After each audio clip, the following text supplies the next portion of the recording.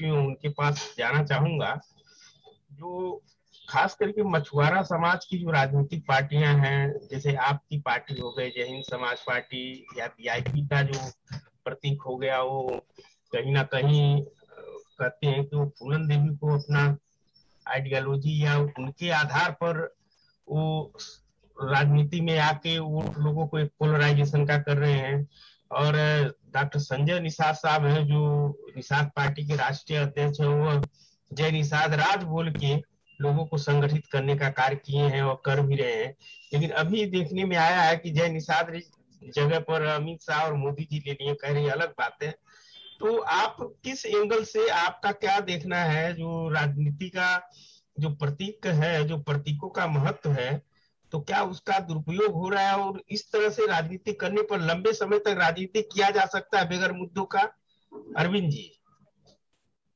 देखिए सर, इस मुद्दे पर सबसे पहले तो मैं आपको धन्यवाद देना चाहता हूं, और जो भी साथी इस परिचर्चा को देख रहे हैं मैं उनका भी विनम्रता से प्रणाम करता हूं। और इस विषय पे मैं यही कहना चाहता हूं कि देखिए, ये जो दोनों नेता हैं,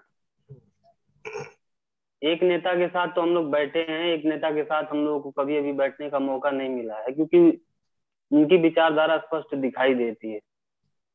और उनके साथ बैठने के बाद सबसे पहला हम लोगों ने यही क्वेश्चन किया था कि आप बताइए कि आपकी विचारधारा क्या है, आप किस कॉन्सेप्ट पे उत्तर प्रदेश जाना चाहते हैं, किस कॉन्सेप्ट पे काम करना चाहते हैं। तो उन्होंने कहा कि अभी हमारी कोई विचारधारा नहीं है। तो देखिए, राजनीति में विचारधारा का अपना एक महत्व है, और निषाद मंथन न्यूज पे भी मैंने इस बात को कई बार कहा है कि लंबे समय तक राजनीति करना है और आपको कामयाबी पानी है तो आपको लंबा संघर्ष करना पड़ेगा और अपनी एक विचारधारा बनानी पड़ेगी। जैसे उत्तर प्रदेश का मैं छोटा सा एग्जांपल देता हूं। आप हमको बताइए कि 8% यादव यहाँ रहते हैं, जिसको रिप्रेजेंट करती है समाजवादी पार्टी। 11% वोट है दलित समाज का, जिसको रिप्रेजेंट कर। और यहाँ का दुर्भाग्य देखिए कि 11% वाला लड़ाई में है ये नहीं है, और 8% वाला लड़ाई में है, वो मुख्य विपक्ष की तरह दिखाई देता है, जो भी मुद्दा होता है उसके ऊपर लड़ता है। देखिए, इसलिए दिखाई देता है कि समाजवादी पार्टी की अपनी एक विचारधारा रही है। आज तक समाजवादी पार्टी ने कभी भी आरएसएस और बीजेपी के साथ गठबंधन नहीं किया, और बहुजन समाज पार्टी का 11% वोट होने के नाते आज वो सबसे ज्यादा क्राइसिस पे यही है कि उनकी विचारधारा थी कि तिलक तराजू और तलवार इनको मारो जूते चार। उन्होंने अपने समाज के लोगों को ये समझाया था कि ये 3 जातियां हैं, वो तुम्हारी दुश्मन है, और तुम्हारी ही दुश्मन नहीं है। यहाँ की जो मूल निवासी जातियां हैं, जो ओबीसी है, एसटी एससी माइनॉरिटी में जो इस देश की बहुसंख्यक आबादी है, उनकी दुश्मन ये जातियां, क्योंकि इसलिए दुश्मन है कि पैमाना देखा जाता है। मैं 20 बार इस बात को कहता हूं कि पैमाना क्या है। किसी भी जज करने का पैमाना ये होता है कि देश आजाद हुआ, हम लोग सारे लोग साथ में आजाद हुए, और सबसे पहले यही मनुवादी लोग सरकार में आए। और आज आप देखेंगे तो सबसे ज्यादा जमीन किनके पास है? 3.5% तबके के पास। सबसे ज्यादा नौकरी किसके पास है? 3.5% तबके के पास। सबसे बड़े बिजनेसमैन कौन है? 3.5%। सबसे ज्यादा ठेकेदार कौन है? 3.5%। ए ग्रेड बी ग्रेड नौकरी में सबसे ज्यादा कौन है? 3.5% लोग। तो देखिए, बाबा साहब और मान्यवर कांशीराम जी ने इस चीज को समझाया था अपने समाज को कि ये 3.5% तबका तुम्हारा दुश्मन है, और तुम अपना संगठन, अपनी पार्टी बनाओ और इनके खिलाफ इकट्ठा हो जाओ, तब तुमको सत्ता मिलेगी, उसका कुछ लाभ मिलेगा। और वो तबका इकट्ठा हुआ और इस चीज को समझा। लेकिन मायावती जी जैसे ही मुख्यमंत्री बनी, इन्होंने परिभाषा ही बदल दिया, कह दिया कि हाथी नहीं गणेश है, गौरी शंकर महेश है। आज उसी की देन है कि आज ये पार्टी विलुप्त हो गई है। देखिए, मैं ये कहना चाहता हूं कि ये दोनों नेता एक फूलन देवी को अपना प्रतीक बनाते हैं, और उन्हीं की हत्यारी पार्टी के साथ ये मिल करके सरकार में मंत्री बनते हैं। दूसरा ये लोग नौटंकी बतियाते हैं। जब आपको आरक्षण दिलाना है, मजबूर सरकार है, समाज के इतने बड़े हितैषी हैं, अब आके यहाँ उत्तर प्रदेश में आप कहते हैं कि हमारे लिए समाज मायने रखता है, हम यहाँ के नेताओं को वहां ले जाके मंत्री बना सकते हैं। अरे आपका मंत्रिमंडल हमको नहीं चाहिए। अगर समाज के आप नेता हैं तो समाज के मुद्दे पर अगर वहां सरकार गिर सकती है तो आप गिराइए, अगर समाज के नेता हैं तो। लेकिन देखिए ये निजी स्वार्थ के लिए राजनीति करने वाले लोग हैं। और ये दोनों लोग, एक नेता ये सोचता है कि मेरे पास पैसा बहुत है, लोगों को पैसा दिखा के मूर्ख बनाएंगे, और एक नेता कहता है कि मेरे पास कैडर है, मैं कैडर दिखा करके मूर्ख बनाऊंगा। लेकिन देखिए, जब तक आरएसएस की एक और बड़ी बात है, मैं कहना चाहता हूं कि इनके साथ जो भी रहता है उसको ये लोग हाईलाइट करते हैं। इनके राजनीति करने का तरीका ये है कि इनके साथ जो रहता है उसको हाईलाइट करते हैं ताकि लोगों को ये समझ में आए कि यही मजबूत है, यही सही है। सही बात है। लेकिन मैं ये कहना चाहता हूं कि ये जो प्रतीक बना रहे हैं ये गलत ट्रैप पे चले गए हैं। जो लोग फूलन देवी जी को अपना आदर्श मानते हैं वो कभी भारतीय जनता पार्टी के साथ नहीं जा सकते। और देखिए, जय हिंद समाज पार्टी और हम लोगों ने शुरू से इस बात को कहा है कि हम लोग राजनीति छोड़ देंगे लेकिन भारतीय जनता पार्टी के साथ गठबंधन नहीं करेंगे। इसलिए कि फूलन देवी का ही नहीं, हमारे जितने भी प्रतीक रहे हैं उन प्रतीकों को मिटाने वाली कोई पार्टी है तो भारतीय जनता पार्टी है। स्पष्ट शब्दों में इस बात को मैं कहना चाहता हूँ। और सबसे ज्यादा क्राइसिस निषाद समाज को किसी भी दल में झेलना पड़ा है तो भारतीय जनता पार्टी की सरकार में झेलना पड़ा है। आज तक का राजनीतिक इतिहास में बता दे रहा हूं कि कभी भी सामूहिक मुकदमे निषाद समाज के ऊपर नहीं हुए थे, लेकिन भारतीय जनता पार्टी की सरकार में एक जिले में नहीं, 5-5 जिले में सामूहिक मुकदमे, यानी 250, 300, 500, 700 लोगों के ऊपर मुकदमे लिखे गए। तो देखिए, बेसिकली मैं ये कहना चाहता हूं कि हम लोग गाजीपुर से आते हैं और गाजीपुर में घटना हुई थी बीजेपी सरकार में, आप जानते हैं। और उस घटना में यहाँ के बहुत विकास पुरुष कहे जाने वाले मनोज सिन्हा जी, इन्होंने बहुत काम किया था। लेकिन क्योंकि भारतीय जनता पार्टी ने निषाद समाज के लोगों को शोषण करने का काम किया, 1.5 लाख से अधिक मतों से उनको हराने का काम यहाँ निषाद समाज के लोगों ने किया था। तो देखिए, हम ये कहना चाहते हैं कि जो हमारे समाज के प्रतीक हैं, हम सिर्फ उनको मोहरा ना बनाएं, उनकी जो विचारधारा है उस विचारधारा पे चलने का प्रयास भी करें। हाँ, समय लग सकता है, मैं इस बात को हमेशा कहता हूं कि समय लग सकता है, लेकिन जिस दिन ये घर खड़ा होगा उसे हिलाने वाला कोई माई का लाल पैदा नहीं होगा, ये मैं कहना चाहता हूँ। बहुत बहुत धन्यवाद। उत्तर प्रदेश की राजनीति जो है और बिहार की राजनीति में जमीन और आसमान का अंतर है। यहाँ पर कैडर बेस्ड राजनीति चलती है। आप ग्राम सभा तक आपका संगठन है, आपके कार्यकर्ता हैं, आपकी विचारधारा है, जो लोग आपसे जुड़े होंगे उनसे कोई आकर के 2 दिन में तोड़ करके नहीं चला जा सकता है, पहली चीज। दूसरी एक चीज देखिए कि ये वीआईपी की खाली बात नहीं है। देखिए, जो बड़े नेता रहे हैं पहले, चाहे बाबा साहब रहे हों, चाहे, क्योंकि कहा जाता है कि बड़े नेताओं से ही सीखा जाता है।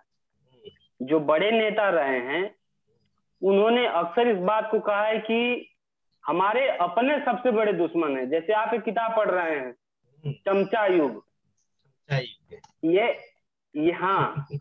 चमचा युग जो था, ये चमचा युग, इस किताब का पूरा मतलब सिर्फ यही है कि पहले भी एसटी समाज में नेता रहे हैं, लेकिन क्योंकि वो चमचागिरी करते थे इसलिए उस समाज को कुछ लाभ नहीं मिलता था। हम कहना ये चाहते हैं कि समाज को लाभ कब मिलेगा। लोग कहते हैं, हमने कहा कि 2 विचारधाराएं काम कर रही हैं यार, एक आरएसएस की विचारधारा है, एक समाजवादी और अंबेडकर, ये दोनों एक ही विचारधारा है। मैं ये कहना चाहता हूं कि हम सुरक्षित किस विचारधारा में हैं। आरएसएस की विचारधारा में ये ओबीसी समाज जो है, जो मूल निवासी समाज है, कभी खुश नहीं रह सकता है। कभी खुश। और ये जो विचारधारा है, लोग आज जो भी कहें, पुराने समय का आप इतिहास उठा करके देखिए कि पुराने समय में क्या होता था। हमारे लोग जब थाने में जाते थे तो वहां पर उनका मुकदमा नहीं लिखा जाता था, उनको मार के भगा दिया जाता था। पुलिस प्रशासन का ये रवैया था। और आप बताइए कि उस समय पुलिस प्रशासन में कौन जाति के लोग थे? वही जाति के लोग थे 3.5% वाले। और जो लोग निशाना साधते हैं, मैं उनको कहना चाहता हूं कि अखिलेश जैसा नेता इस प्रदेश में आया, जो पुलिस लोगों को थाने में घुसने नहीं देती थी, उस पुलिस को उसने कहा कि अगर खेत में कोई फोन करेगा तो तुमको वहां भी जाना है। ये काम एक ओबीसी का आदमी किया। और आज कहीं ना कहीं ओबीसी तबका प्रशासनिक चीज से जुड़ा, तो उसकी देन है। इस चीज को भी लोगों को समझना पड़ेगा। दूसरी एक चीज और मैं कहना चाहता हूं कि पहले हमारी जो औरतें थी, गरीबों की औरतें जो गर्भवती होती थी, उनको अगर सीरियस पीरियड में लेकर के जाना पड़ता था तो उनकी डेथ हो जाती थी। लेकिन आज कम से कम अखिलेश यादव जैसे नेता ने एम्बुलेंस की व्यवस्था दी कि फोन करेंगे आप तो आपके यहाँ एम्बुलेंस जाएगी, आपके पास पैसा रहे या न रहे, फ्री में एम्बुलेंस आपको ले जा करके वो डॉक्टर के पास पहुंचाएगी, वहां फ्री में इलाज होगा आपका। तो मैं ये कहना चाहता हूं कि ओबीसी समाज के नेता ही ओबीसी समाज का भला कर सकते हैं, ये लोग नहीं कर सकते हैं। तो विरोध तो करना पड़ेगा, इसलिए कि जो अपना भाई होता है वो सबसे बड़ा दुश्मन होता है। इस चीज को समझ लीजिए। अगर वो दुश्मन की मदद करता है तो सबसे बड़ा दुश्मन हमारा वो है। और एक चीज मैं और कहना चाहता हूं, अभी हम लोगों ने अपना प्रचार शुरू नहीं किया है सर, आपको मैं बता रहा हूं जी। हम लोगों ने बुकलेट तैयार किया है, कहां कहां निषाद समाज के साथ क्या शोषण हुआ है और इस समाज के नेताओं को कौन मरवाया है, कहां से उनकी साजिश करके हत्या की गई है, वो पूरे समाज तक लेकर के जाएंगे हम लोग। बिल्कुल, पीडीएफ होगा तो मुझे भी शेयर करिएगा जरूर। मैं भी इसमें आपकी मतलब जो भी विचारधारा है उसको मदद करने की कोशिश करूंगा। बिल्कुल बिल्कुल सर जी। तो हम यही कहना चाहते हैं कि बब्बन जी ने, आदरणीय बब्बन जी ने एक बात बहुत बढ़िया कही कि लोग मन बना चुके हैं वोट देने के लिए। और मैं ये भी कहना चाहता हूं कि समाज के लोग संगठित होकर के और सहयोग करें, सरकार बनेगी तो उनको न्याय मिलेगा और उनके बेटा को सम्मान भी मिलेगा। उसे कोई माई कलाल इस बार रोकेगा नहीं। हर चीज पे नजर रखते हैं। लेकिन मैं इतना आपको जरूर कहना चाहता हूँ कि आने वाले समय में निषाद समाज को ये पता चलेगा कि उनका भी कोई नेता है जो अपनी विचारधारा और अपने विचारों के साथ कभी समझौता नहीं कर सकता है। और हमारा जो वाजिब हक है वो हम लेंगे, उसे कोई रोक नहीं सकता है। दूसरी देखिए कुछ चीजें मैं कहना चाहता हूँ। ये देखिए जो हम लोग का एक दुर्भाग्य है कि निषाद राजनीति ये दो नेताओं की इर्द गिर्द करने की प्लानिंग की जा रही है। ये इसलिए की जा रही है कि ये दोनों नेता गुलाम है बीजेपी के। आप इस चीज को समझिए। ये आरएसएस की एक बहुत बड़ी रणनीति है। अब जैसे मान लीजिए कि एक सांपनाथ है तो एक नागनाथ है, ऐसा मत सोचिए कि दोनों में कोई अंतर है। दूसरी एक चीज मैं कहना चाहता हूँ, हेलीकॉप्टर की बात हो रही थी, बलिया में नेताजी ने बच्चों को हेलीकॉप्टर पे घुमा दिया। मैं ये कहना चाहता हूँ, क्या हेलीकॉप्टर पे घुमा देने से उनके बच्चे में घर पे रोटी आ गई क्या? क्या हेलीकॉप्टर पे घूम गए तो उनको नौकरी मिल गई? क्या हेलीकॉप्टर पे घूम जाने से समाज का भला हो जाएगा? मैं ये कहना चाहता हूँ, मेरे कहने का मतलब यह है कि किसी भी नेता को मापना है तो आप ये देखिए कि वो किया क्या है। आज हम लोगों को लोग जज आगे आने वाले समय में कब करेंगे, जब हम लोग जो कर रहे हैं जो इसको डिलीवर नहीं कर पाएंगे तो हम ऑटोमेटिक खत्म हो जाएंगे। लेकिन ये लोग तो करने वाले हैं ना। अब मैं कुछ सवाल पूछना चाहता हूं, आप हमको बताइए कि मुकेश सहनी के साथ जो लोग राजनीति शुरू किए बिहार में, कितने नेता पुराने उनके साथ हैं, जरा पूछिए ना।